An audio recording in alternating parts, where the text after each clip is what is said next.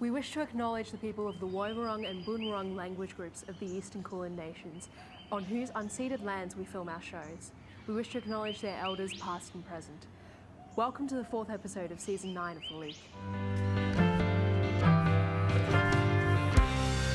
On this week's episode of The Leak... How do you do, fellow kids? We know how to video game. Apparently it's Dead Meme Week. We discuss games! Solitaire, cheat, stress, go fish, scumbags, warlords and 500. No, video games. Those are card games. Well, why can't those be video games? You can play them online. Moving on, we discussed esports. Are they sports starting with the letter E? Sports without the letter E? Sports that make the noise E? I promise we'll be taking them more seriously than that. They are real sports. Yeah, they are. And we have an interview with Giselle Rosman, an individual gifted with a very cool Twitter handle. And also the director of Locomojam and Melbourne chapter of International Game Developers Association. We also chat with award-winning author and scientist Kyle Wilson. You don't say. I certainly do. And we discuss the magic of video games, from their benefits to individuals and the population as a whole, whilst catching up with our neighbours who always forget to put their recycling bins out. Sweeney and Ethan. We like video games and all things arts and culture. Please don't come for us video game subcultures. We love you and your amazing pastime. Gamers, rise up. We're going to be celebrating everyone's ability to create a sense of belonging through technology and creativity. So press X to start this week's episode of The Leak.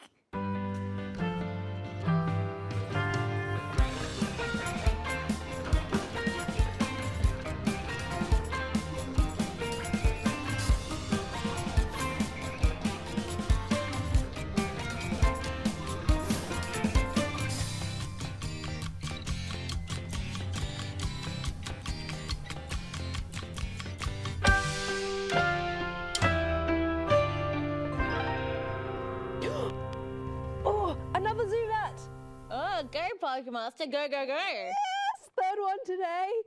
I am the master of all Zuvats. Next up, Ratata. Team Bats and Rats, just like the news for the last 2 years. You know, I know someone who found a partner through Pokemon Go. Outside, obviously. They caught a side duck together. It was beautiful. Gaming, exercise and Tinder, all rolled into one. Really? I think it'd be hard to find a nice gamer guy. There's such a boys club culture about it, and frankly it's shit. You have to prove to them you're a real fan. A what? A real fan. Like, I can't be a real fan of Overwatch unless I know Tracer's dating history, and I can't be a fan of The Witcher without knowing Geralt's birth weight. And I can't be a fan of big titty goth GFs unless I spank Lady Dimitrescu with a fly swatter. At least the cult is inclusive. Real gamer culture should be too. You just have to find your people. Have fun. Go to those conventions. Did you hear about the MCC? Yes, it was awesome. It was so heartwarming. It's officially called Minecraft Championships, and this month they did one for Pride. It was this big thing with like 40 players, and they raised money for the Trevor Project. This year, they raised over $300,000 for suicide prevention amongst queer teens. So go to a championship or a tournamentship. I watched Technoblade's 3-hour live stream of that. Pink parrots were robbed. So that's why you were screaming in the middle of the night last night. I've actually heard that gaming can be really good for your mental health, providing an escape from reality. I like the sound of that too. Games really are their own art form, aren't they? Maybe they shouldn't be in art. I mean, art is always losing funding. It's always second best to sport, and this behaviour it's showing up in schools too. Like, there's no prioritisation of creativity. Stay with us, because up next, Kyle Wilson Skypes in to discuss his new book, As Beautiful as Any Other, a memoir of my body. Oh yes, thank you.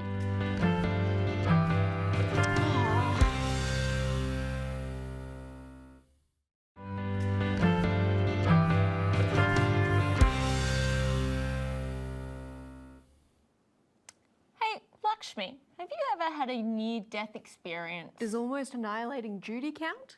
Ooh, touche.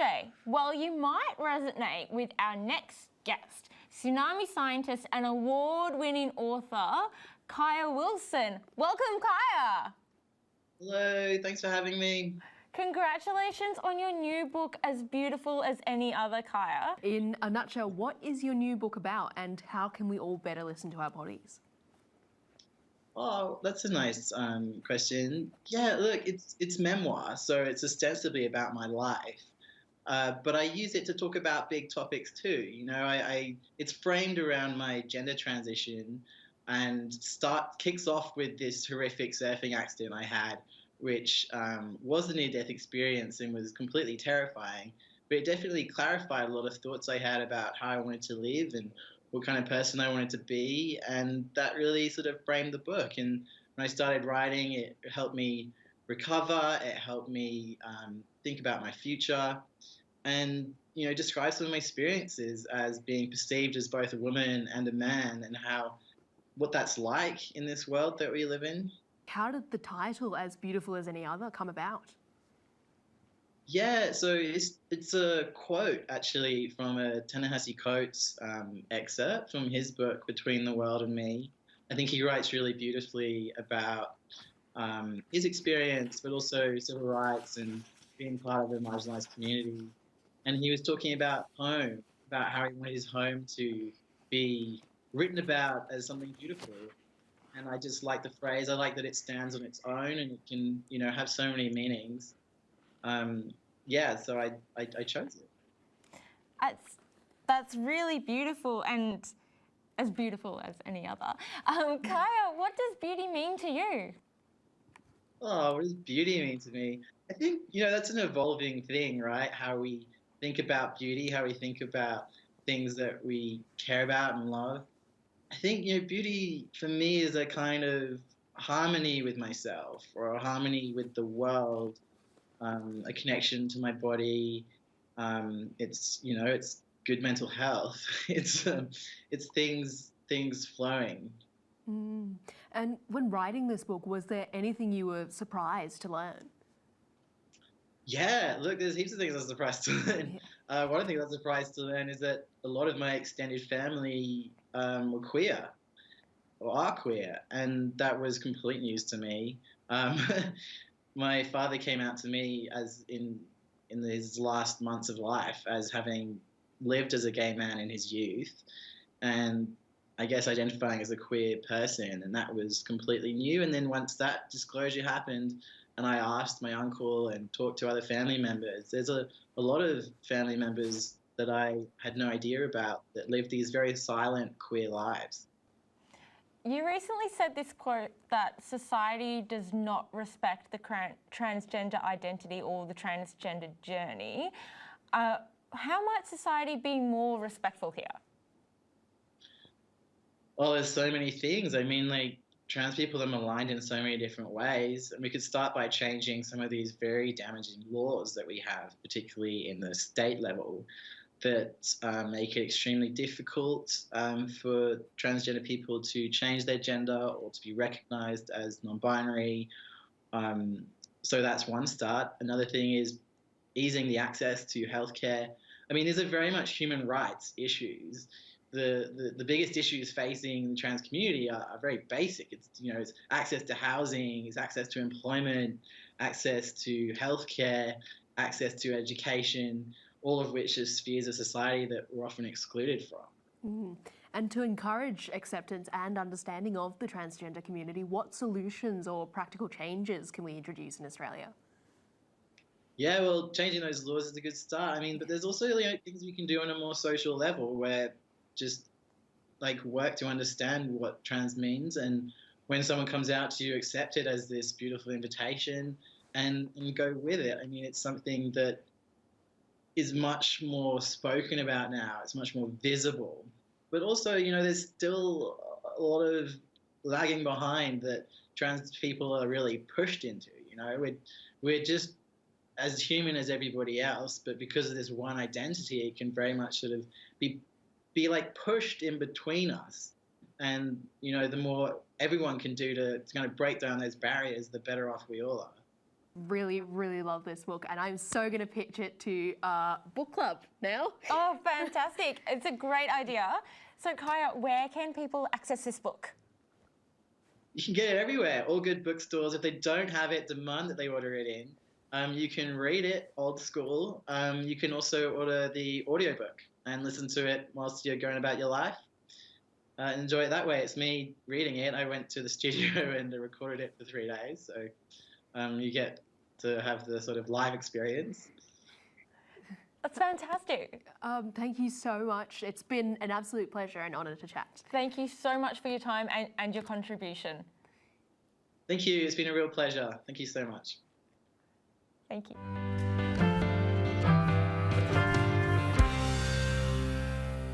You know, in the last few weeks, we've really gotten into watching live streams, haven't we? Oh, we have. I watched a 10-hour live stream yesterday of someone playing competitive solitaire. I still don't know why you did that. And with the rise of competitive esports, the gaming industry is now a viable career path. It feels like something anyone can do as long as they have a computer and the internet. Well, not really. Sure, it can seem that way. But if you choose to make it a full-time job, like many people, it's a lot of pressure. Also, unlike a regular job, there's no real financial stability in Twitch streaming. You can only make it depending on if the people that watch you find you entertaining enough to subscribe and give you money. Not to mention the double standards of the platform and many of its viewers, especially between cis men, women and non-binary people. I'm shocked.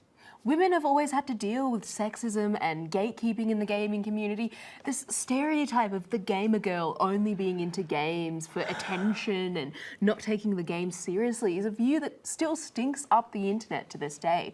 Women constantly have to look their best, have the best gaming setup, be the best woman, or else people won't take them seriously. Well, hey now, even if they do have all that fancy equipment, show up to stream in full makeup and play the game 100% seriously, women are still more likely to face harassment, sexual or otherwise, compared to men streaming the exact same thing.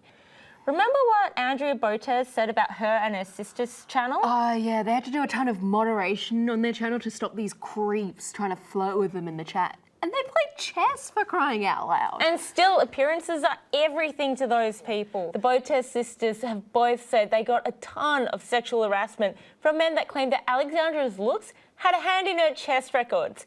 And yet, it's still up to them to ensure their chat is moderated to keep those people out and not risk themselves getting banned. At least things are starting to change now. Thanks to COVID, Twitch streamers like Pokimane and the Botez twins have risen in popularity by having fun and being entertaining whilst playing with friends. Plus, the number of popular female streamers this year is growing. In April this year, 8 women were found to be in the top 200 streamers on the platform. Fuck, 8 out of 200. Well, it's better than 3 years ago when there were only 3. Is it though? 8 out of 200. Look, I'm scraping the bottom of the barrel, all right? Give me a break. Let's table this discussion with gaming industry expert Giselle Rosman.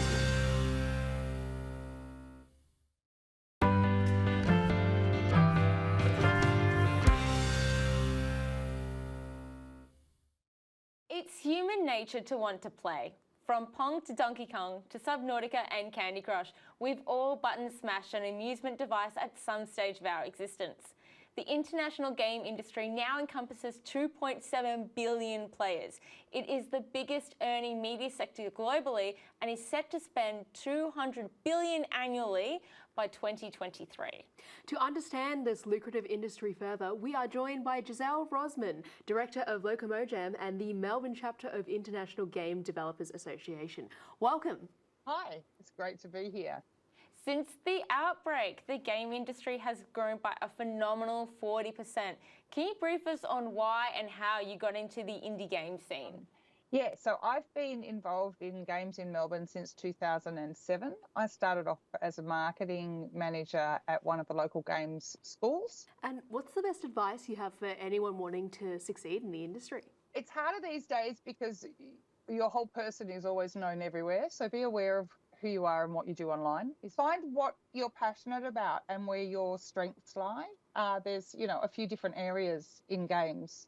We're not all programmers, certainly. So it kind of depends where in games you want to land too. due to a severe global shortage of semiconductors, so used in electronic chips, production of game consoles like Xbox, Nintendo Switch and PlayStation 5. So that's all slowed down. Has this impacted the game industry at large? We're growing at Big Ant, and we need to, every time we hire someone, we need to have more equipment for them. And we're honestly struggling. So definitely, you know, it's affecting everything from cars and to chips in computers as well. So, Jazroz, while people hunted imposters in Among Us and tended to islands on Animal Crossing, how has the Australian game industry adapted to pandemic life? There's been more working from home. I think a lot of indies were probably in a really good situation for that to start with because they've been doing it for a long time. We found out that 7 in 10 adult gamers think there is actually a need to portray a greater range of sexual orientations and people with disabilities in games. Games has, and rightfully so for the most part, a terrible reputation for lack of diversity. But it's been very self-aware of that for a long time. Sometimes for better and worse, but mostly, most people are really trying to make the effort. Speaking of making the effort, what can we actually do to improve representation? So increasing the diverse viewpoints that are in the studios, increasing the diversity of your team is going to increase the diversity of your outputs. You're renowned for getting stuff done. What's new on the horizon for you? Locomo Dam, as we mentioned, in 2019, it ran from Brisbane to Melbourne with a bunch of ragtag game developers who made video games on 2 trains and an overnight stay in Sydney. We're doing it again. I'm so sorry, Brisbane, but we're actually starting from Coffs Harbour this year. So that's an exciting adventure in itself. Amazing. So, Giselle, it's been an absolute blast chatting. We hope to see you online sometime soon. And thank you so much for sharing your expertise. Pleasure. Pleasure. Have a great one, everybody. Bye. Thank you. Once again, look who's come to crash the party. It's our favourite neighbours, comedians Sweeney Preston and Ethan Kavanagh. Hello! Hey! Good to be back. Oh, thank you. Boys, Sweeney, Ethan, what are your thoughts on gaming in 2021? Well, obviously, we know a lot about gaming, Marie. I think that much is obvious. But I'd hate to bore you with all the details.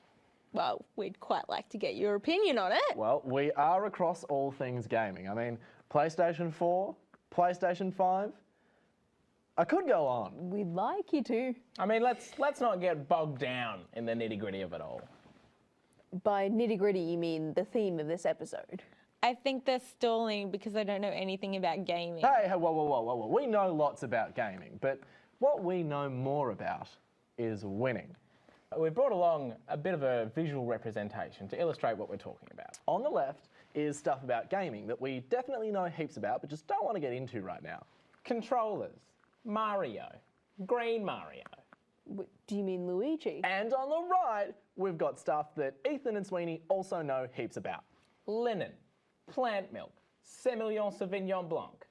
Well, you spelt Semillon wrong and Sauvignon wrong and Blanc wrong. Who's Green Mario? But what's the one thing that brings together all these categories? I hear you ask. Oh, is it winning? It is winning. Yeah, I know. You mentioned it like a minute ago. It's Mario and Luigi! Surely you don't think everything is about winning? Well, we had heard some people say that gaming was about teamwork, making new friends and improving your reaction times. We thought that was pretty interesting. So we wanted to know more about it. We did a little bit of lexicology research and we found a perfect word to describe those people. Oh, good sports. Losers, because it's about winning. And we would know. You may know us as a couple of relaxed guys who occasionally jump the fence to crash your parties and never ask why there are so many cameras here. But actually, we're 2 guys who have consistently won everything, our entire lives. Everything? Everything. Oh, that's a lot of medals. How did you get all of these? Getting these was easy. We got these in our competition of who could buy the most medals on Amazon. And you both have 8. Oh, well, we tied, but we beat both of you. So we won. And that's not all we've won. I'm the reigning champion of footballs kicked into trees during kick to kick. And I hold the office record for most pages printed while toner low. I recently won the award for most charged phone. How charged was it? 100%. And my GP told me recently that I had the hottest cold she'd ever seen. How hot were you? I mean, how hot's a piece of string? He nearly died. Nearly. But instead of respawning, I just got us another win for the team. Is everything a game to you? Lakshmi, who do you think I am? Green Mario? But you know, the list goes on. Last weekend, I won woolliest sheep at the regional state fair. That was the same day I won best flavour profile for full-bodied red wines under $30. Hang on, is this why you didn't come to our barbecue? But it doesn't even stop there. I won personally Car Dealership of the Year. Customer satisfaction was through the roof. You said you were at a funeral. I hold the record for most teeth in my mouth with names per capita. And when you say per capita, what do you mean? I mean what I say and I say what I mean. Are you speaking Simlish to me right now? You guys sound like you've eaten a Guinness Book of World Records. Would you believe? We've got the world record for that too. Of eaten world record books. Oh, well, the official record says consuming. Now that must have been hard to swallow. I mean, we're even winning at our doping scandal. I'm sorry, doping scandal? Well, when Asada found out about this excessive string of wins, they started sniffing around. You mean the Australian Sports Anti-Doping Authority? Yeah, those guys. They figured out that we've been doing things like sewing triple XL breast pockets onto size M shirts to win most ballpoint pens in a pocket. They took all our awards away. Oh, I'm sorry to hear you finally had a loss. Are you kidding? This is our biggest win by far. Oh, why can't you just be normal neighbours and actually come to our barbecues? We are very pleased to announce that we now hold the world record for most awards stripped away by Asada. So, do you guys do any gaming at all? Like, even casually? Like, Mario Kart? Oh yeah, we play online a fair bit. We play Mario Kart, but you changed your Wi-Fi password. Wait, so are you using our Wi-Fi? Well, clearly not anymore. But it's a shame because we were actually pretty good at Mario Kart. Would you say you were winning at Mario Kart too? No doubt. We actually hold the world record for most times fallen off Rainbow Road in a single lap. Took us like 5 hours. Now that's a stream I'd watch. They sent us these for some reason. Yeah. I think they were for you. M for Marie and L for Lakshmi. But you literally watch Mario Kart. You know what? Maybe we should play each other sometime. Yeah, let's do it. As soon as you give us your new Wi-Fi password. No. Sweeney and Ethan, everyone! Bloody exhausted, Marie. Giselle and Kaya were both incredible to learn and chat with today. We've got to invite them to our next barbecue. Absolutely. We also had our chaotic neighbours, Ethan and Sweeney, drop by with all their winning medals. Oh, Green Mario. I'm ready to take a book to bed. We've got to clean up the house tomorrow. Yes. Well, the rest of the house, we did have to put all the consoles in our rooms because the landlord got a bit concerned. You rage quit Go Fish one time. Either way, I need a break.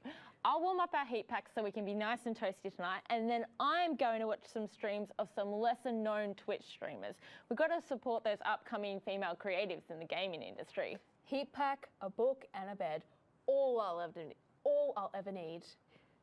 T2? Yes, please. Control save that notion.